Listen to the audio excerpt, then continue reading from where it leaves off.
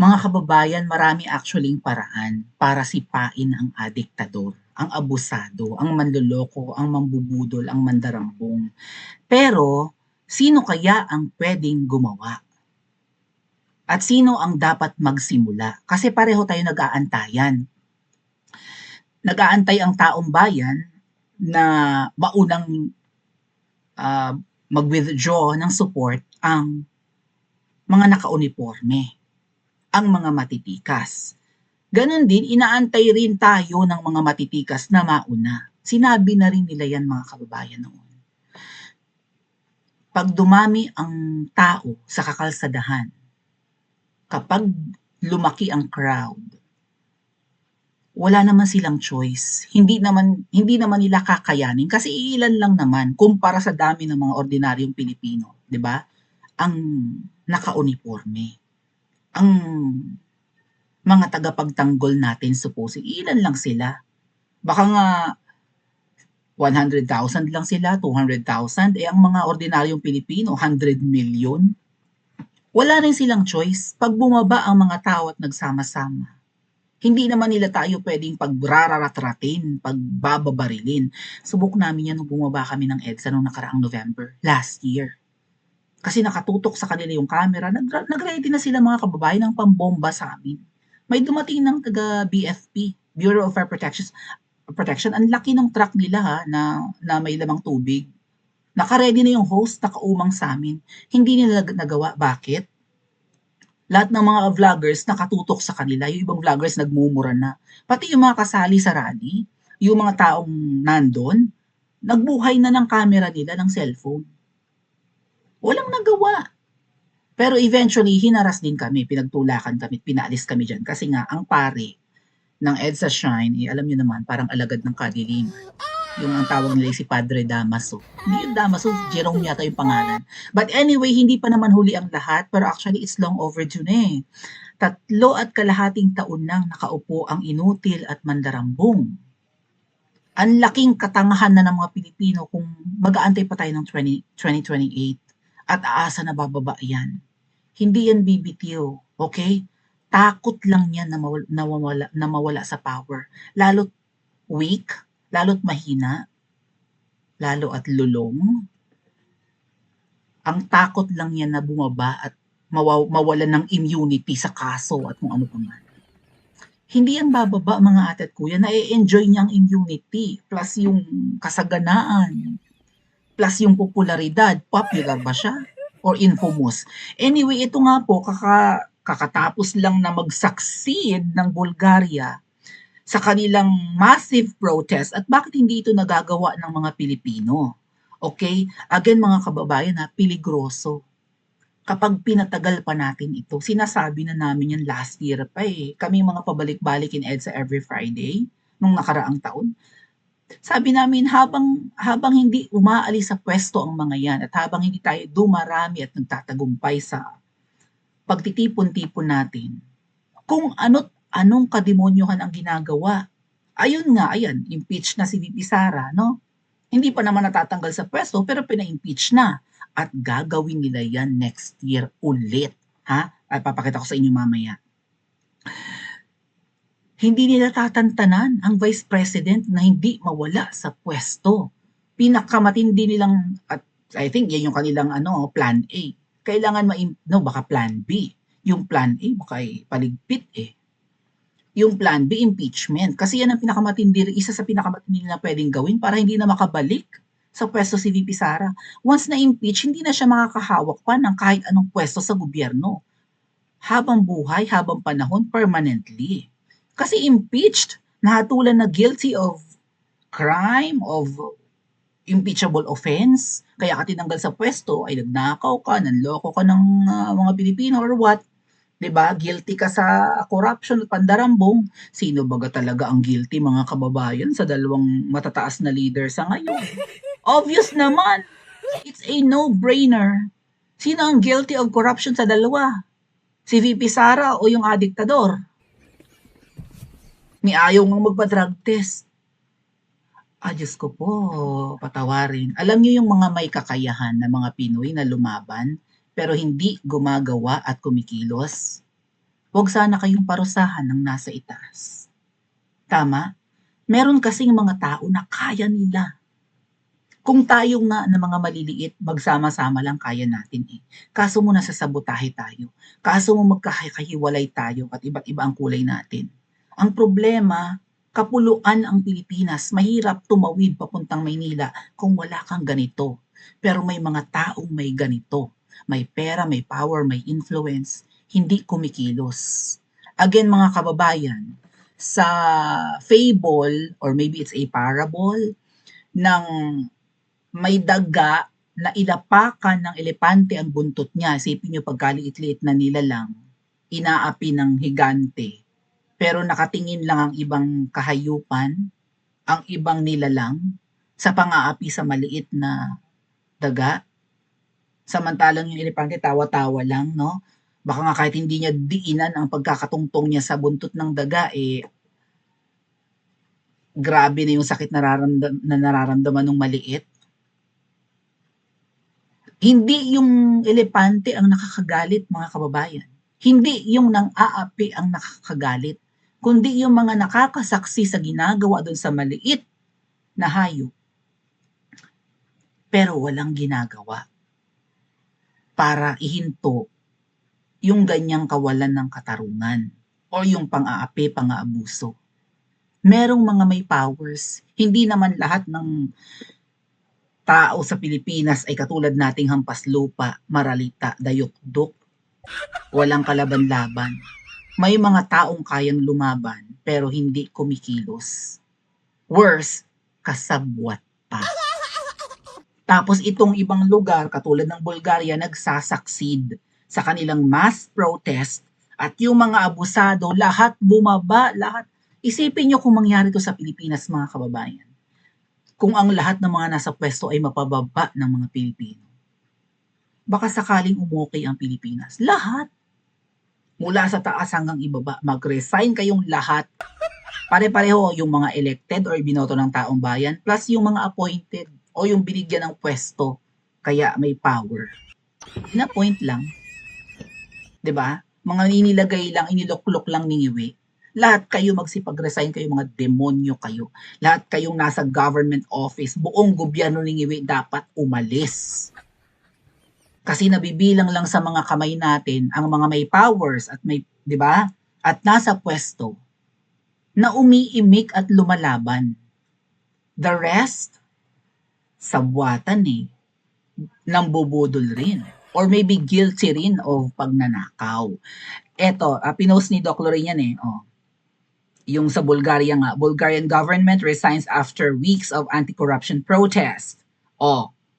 Nitong Huwebes lang mga kababayan, pagkatapos ng kulang-kulang isang taon sa 'di ba, sa kapangyarihan, following weeks of street, linggo na rin pala ang protesta sa kakalsadahan over its economic policies and its perceived failure to tackle corruption. There's corruption in every government, mga kababayan. Sabi nga po, corruption is as old as time. Nung nagsabog ng liwanag, may kadiliman. Kung may kabutihan, may kasamaan. So, kung may tamang paglilingkod, merong corruption. Right? Kung may katapatan, may pagnanakaw. Magkakasabay yung mga yan Pero yung iba, nami-minimize. Sa atin, ang pinaka-powerful, ang mga demonyo. Ang pinaka, 'di ba, marami, ay ang mga magnanakaw. Nabibilang sa daliri ang matitino. Kung matitino lang sana lahat, may mahihiya siguro kung may, 'di ba? Sa 100 politiko, kung may mga magnanakaw na 10, at siguro mapapahiya naman. Kaso mo lahat yata sila magnanakaw Tapos mga 5 lang ang matino. Ano ba yun? Ang kawawa, tayong mga walang kapangyarihan. Tayong ginagatasan para silang mga linta. Okay, sinisip-sip nila ang lahat ng ating kung anong meron tayo. Oras, pera, right? Lakas. Hindi nasasayang sana yung ating lakas kung hindi natin kailangang pumaspas ng trabaho, makakain lang. Tapos Yung kinakain natin, yung binibili natin, yung sweldo natin, lahat may kaltas. Napupunta sa gobyerno, napupunta sa kaban. Tapos yung kaban ng bayan, napupunta sa bulsa ng mga demonyo. Ano ba yan? Anyway, successful sila katulad ng mga iba pang bansa. Ngayong 2025, bago natapos ang taong 2025, ang ganda ng Pasko nila. What about tayo? Wala. Deadman na lang. Magaling din kasi itong mga magnanakaw no? Magaling sila sa diversionary tactics para makalimutan yung mga binulgar na mali-maletang ninakaw, pati yung mga flood control projects, ay kung ano-ano ang ginagawa, right? Katulad niyang yung kaso, kinasuhan si VP Sara. Alam niyo yung pagsampa ng kaso kay VP Sara, ano yan ha? Dagok sa kanya. Magastos yan mga kababayan. Hindi naman mayaman ang Vice President. Hindi naman mayamang angkan ang mga Duterte. Tapos yung mga kakaharaping kaso, gastos yan. Hindi lang gastos. Uubusin pa ang lakas mo niyan. Imbes na ilaan mo yung oras mo at lakas mo sa ibang bagay, eh kailangan mo intindihin yun. Right? Ayun yung oras mo rin. Imbes mailan mo sa ibang bagay, tututukan mo yun, sasagot ka doon. Otherwise, kulong ka. So yung mga kasong sinampa kay VP Sara na yung may Madriaga, yung Ramil Madriaga na di on bagman ni VP Sara, imbentong kaso lang yun eh. Kailangan lang may pampaingay para makalimutan yung mga nangamatay sa baha. May mga namatay din sa lindol. Okay? Yung mga mali-maletang ninakaw. Wala pang napapakulong mga ating. Nagrally na't lahat ang INC. May nakulong na ba? Ang kinukulong nila small fishes. Yan, sa tingin nyo, big fish yung Diskaya, yung mag-asawang Curly at Sara Diskaya. At ang gusto nilang palabasin ang mastermind ng lahat ng korupsyon, si Zaldico lang. Si Tambaluslos na Speaker of the House, hindi kasama dito. Si Ngiwe, hindi kasama. Pinangalanan na eh. Even si Sandro pinangalanan na, pero safe na safe. Anong nangyayari? So, bakit walang kumikilos? Right? Itong mga nasa pwesto rin, mga kababayan. Siyempre yung mga nailuklok, right? Nanalo sa elections, na-appoint. Well, kung na-appoint ka, itatanaw pa talaga ng utang na loob. Sinagbigay sa'yo ng pwesto sa gobyerno, di ba? Pero kung ikaw ibinoto ng taong bayan, binoto ng nasasakupan mo, may kakayahan ka eh. May pwede kang ipaglaban, congressman ka man, senador ka man, pero sino kaya ang papalag? Kahit mayor, walang papalag. Magkakapatid na Duterte na lang talaga ang mariringgan natin ng paglaban. Si Kiko Barsaga, ayun, congressman, lumalaban, ipakukulong. So, takot ang lahat, lalo na yung mga nasa pwesto, takot. Bakit? May bahong itinatago? Anyway, eto raw ang plano at mga kababayan, again, kung hindi tayo kikilos, baka maging huli ang lahat. Kailangan kumilos ASAP. Dapat nga, sabi ko. Sinabi na namin yun last year, hindi deserve ng mga magnanakaw na magpasko at bagong taon sa palasyo. Pero nangyari pa rin noong 2024. Itong 2025, ang aasahan na lang natin, himala na ma-overdose yan, mangisay. Magpapasko at magpapakasasa na naman sila sa pera natin. Ang ine-enjoy at ninanakaw ng mga angkan na ito ay pera natin. Hindi nila pera. Kung meron, hindi nga raw yung nagbabayad ng buwis, di ba? May tax evasion nga yan, 203 billion. Sinabi ni Rowena Guanzon, sinabi rin ni Isko noon. Si Isko kaya kikilos? Sino pa ang kikilos? Parang wala, no? Ito ang mga plano. Sinend raw kay Doc Lorraine Badoy. Someone sent me this. May schedule sila na sinusunod. Ito ang game plan nila. Sabi ko nga sa inyo, dekada nila itong pinagplanuhan. Baka nga kalahating siglo nila itong pinlano. Right? Wala pa naman siguro. Yeah, maybe. But napaalis sila sa pwesto noong 1980s eh. Right? Nakabalik sila ngayon. So, 30 years, mga ganon. Meron silang plano, meron silang operation, meron silang op-plan. Narinig na natin ito Operation op-plan eliminate the enemies, sabi ni Miss Marlica. Kaya lang very obvious yung pangalan. Baka yun yung naging Operation Romanov. Ubusin ang lahi. Ay, mukhang tuloy-tuloy Uubusin talaga. Nakakulong na si PRRD. Sunod na si VP Sara, yung dalawang lalaking Duterte, delikado yan. Oh, yung Operation Romanov umingay noong 2024 at sinabi ni VP Sara na narinig ko na yan. Well, meron naman akong inusap na tao na kapag may masamang nangyari sa akin, ay patayin yung tatlo bilang paghihiganti niya. O, nabuking Romanov. Kaya sumagot si VP Sara ng ganyan. Pinalta nila ng Oplan Horus. Sino nagbulgar? I think si Mangga. Nitong nakaraang election lang, bago mag-election. Oplan Horus. At dun sa Oplan Horus, bago magbotohan ng Mayo, na nakalagay doon na ipakukulong, di ba? Sina Senator Bongo, si Senator Bato de la Rosa, at ayan nga, may warrant of arrest na raw. Si Oscar Albayalde ba? At kung sino pa yung mga kasama noon sa Oplan Tukhang and War on Drugs. At sabi ni VP Sara, nakita niya ang listahan. Sa dahig pa niya nakita. I think, yun na yung mga isinabmit na ito ang isa-surrender namin sa inyo. Sabi ni VP Sara, nasa latter part siya. Nasa ulihang bahagi ng listahan. Pero baka unahin siya. At ito na nga, may bago na sila. Number 1, ito ang game plan. Ipakulong si VP Sara next month, mga kababayan.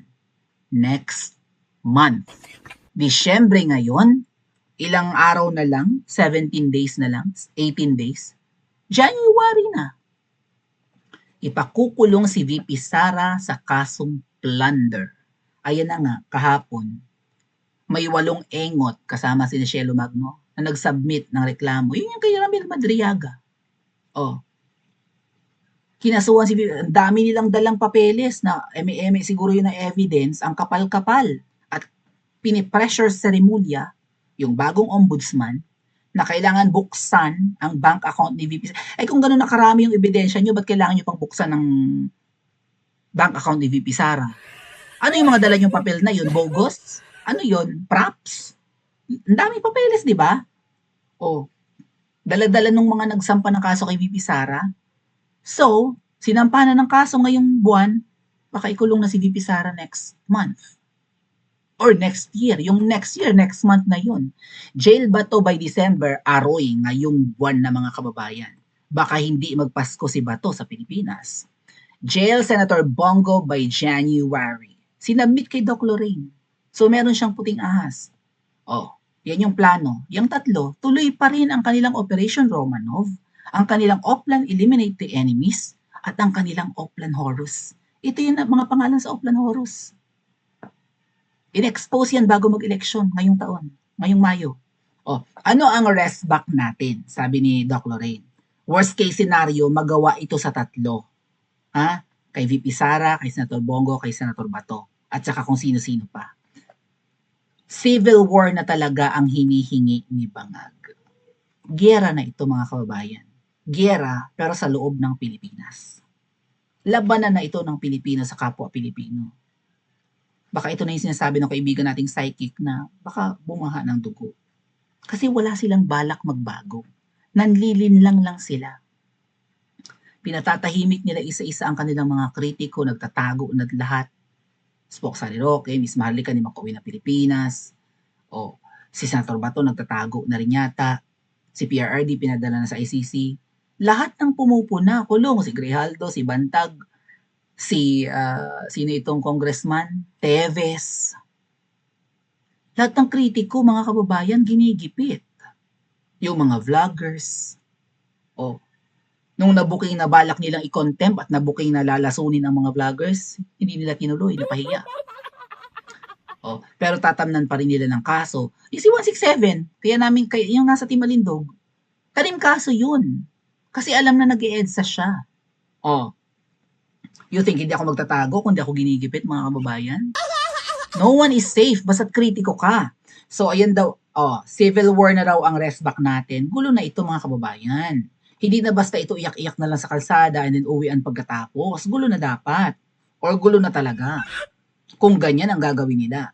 Ang sagot daw ni Doc Lorraine doon sa pinadala sa kanya, subukan nila ang Pilipino, magkasubukan tayo, Bangag.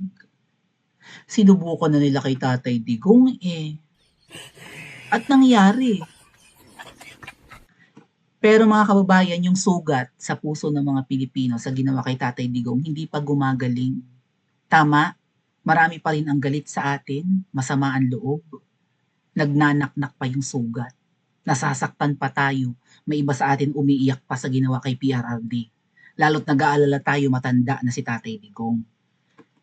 Kapag yung sugat na yan ay sinugatan nila ulit by means of doing that the same thing to VP Sara or panggigipit, tuloy-tuloy na panggigipit kay VP Sara, tapos bukod pa dyan itong mga kaanimalan ng mga ninakaw na pera ng Pilipinas ayaw pang isoli at wala talaga yata silang balak ibalik. So baka maubos na ang pisi ng mga Pilipino. Sugat na tayo sinugatan pa ulit. Wala silang balak magbago mga kababayan. Civil disobedience, anong ibig sabihin yan? Ito daw ay non-violent mga kababayan. Okay? Ang pagtanggi ng mga taong bayan pero hindi violente, hindi marahas, na pagtanggi sa pagsunod sa batas or demands of a government that are considered unjust. Kapag sinabi ng gobyerno na illegal yung ginagawa nyo at hindi makatarungan yung pagpunta nyo sa kalsada, hindi susunod ang mga Pilipino. Kasama rin po dito ang hindi pagbabayad ng buwis, the refusal to comply with certain laws or to pay taxes and fines as a peaceful form of political protests.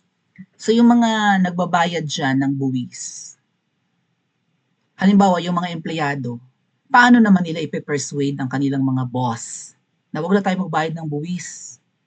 Lalo lang yung mayaman ang gobyerno, ninanakaw naman. Susunod kaya ang mga employers sa kanilang tauhan? May maglalakas loob kayang negosyante na huwag magbayad ng buwis para walang manakaw? Ano ang pwedeng gawin ng mga Pilipino para hindi, right? Kung hindi magbabayad ng buwis ang mga kumpanya, korporasyon, negosyante. Although labag yan sa batas, that's civil disobedience. Mukhang yan na lang ang pag-asa natin. Binanggit ni Attorney Nick itong word na to, civil disobedience. Ito na lang ang pag-asa. Kasi kung hindi tatapang ang mga Pilipino, lalo silang bumabangis ang mga magnanakaw. Pero again mga kababayan, kung mali ang lugar ng pagtitipon, kung hindi EDSA, kung hindi harapan ng palasyo ng mga ahas, hindi sila mayayanig. Dalawang lokasyon na yan. Diyan sila nangangamba. Ang sumugod ang mga tao sa palasyo or EDSA. Dalawa lang. Hindi luneta. Nakadalawang luneta na ang Iglesia ni Cristo Walang resulta. I hate to rain on your parade, pero ano ang naging epekto? Nagbago ba? Wala. Nambubudol lang. Rally sa liwasan paulit-ulit, 3.5 taon nang nakakalipas. Wala. Nagpalit ng venue, Raha Sulaiman. O ba't hindi umulit? Pero mga kababayan, hindi ito magagawa ng mga Pilipino nang tayo lang, sarili nating gastos. Again, kailangang may pumalag na mayayamang Pilipino. Magsama-sama. Actually, may mga may mga business groups na nagsama-sama Pero dapat po isang bagsakan. Sama-sama lahat. Mayaman, mahirap, naka-uniforme, hindi. Iisang lahi, sama-sama. Kasi hanggat hindi tayo nagtitipon-tipon, nakaka-recover sila. Yung eskandalo ng Pulveron video, naka-recover sila. Right? Dumugo-dugo na't lahat ang gums. Yung ninakaw sa PhilHealth, naka-recover. Itong flood control, mukhang makaka-recover na naman sila. Kung ano-anong diversion ang ginagawa nila. May pang-aaliw, may pananakot, pero ang balak nila masasama na at itutuloy pa rin. Ito na ba ang inaantay natin mga kababayan? Ang ipakulong nila si VP Sara? Sino ang kikilos? Tayo lang bang mga maliliit o kikilos na rin ang mga naka-uniforme? Sino kaya sa mga mayayaman at may kakayahan na gumastos, tumulong sa pamasahe, right? Sa pagkain, sa tubig, sa mga pangangailangan, para ang mga pagtitipon ay tumagal? Sino kaya ang maglalabas ng tulong? Meron kaya? At dapat pa ba nating payagan na abutin sila ng 2028 sa pwesto? Pa-comment niyo po sa comment section at mag-like and subscribe din po kayo.